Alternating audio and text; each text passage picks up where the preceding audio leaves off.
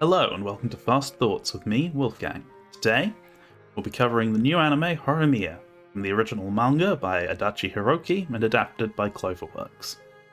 The series is a romance focusing on two high schoolers. Hori Kyoko, a popular girl who dresses down at home and manages the housework as well as taking care of her little brother, and Miyamura Izumi, a guy who is gloomy at school, but outside dresses in a punk style and secretly has several piercings and tattoos. After a chance encounter reveals their secrets to each other, the two become fast friends. The characters, both the main pair and their friends, feel quite real, like the sorts of people you could conceivably meet. They're a bit exaggerated, sure, as most characters are, but they're relatively constrained in that regard.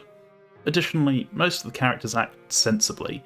They don't do that very anime thing of making huge leaps of logic to the worst outcome, all for the sake of drama.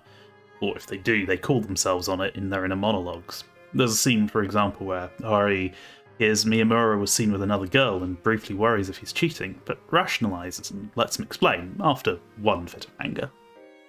You don't have those problems where if two people sat down and talked for 5 minutes, they could resolve the issue, but instead carry on for several episodes without doing so. You don't see any of that. It's all resolved relatively sensibly and quickly. Indeed, the pacing in general is fairly brisk. It doesn't take too many episodes for the main couple to get together. I would say spoiler, but it's obvious from the get-go they're going to date. A lot of other romances I've seen have dragged on this point, but when the relationship is the primary focus, I'd like to see the progression happen, without long periods of nothing really changing. On top of that, the show doesn't get bogged down in messages it's trying to convey. For example, the obvious message of people being more than what they may seem on the surface. While it is addressed when relevant, the characters certainly don't wax lyrical about what it means and all of that. The show lets the ideas appear and shows rather than telling whenever it brings one of these up. It doesn't shove the ideas down your throat, and I deeply appreciate it for that. Now, despite the show being billed as a romantic comedy, I'd say it's much more romance and slice of life, rather than comedy per se. Not that there aren't funny moments, there definitely are, but the comedy is there as an aside, rather than as a main portion of the show. When it's trying to be funny, it is, but it doesn't focus on humour that much. The art and animation are both very nice and consistently good quality. It's all very good without being particularly standout, partly because the story doesn't really give many chances for it. It's a similar case with the music.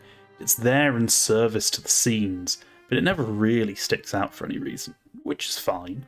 It doesn't distract and sets the mood appropriately, but I honestly can't bring any of it to mind. Overall, the show is a great romantic slice of life. If you like those sorts of shows, you're definitely going to like this one. I give Horimiya an 8 out of 10 as of episode 5. I'm looking forward to where it goes from here.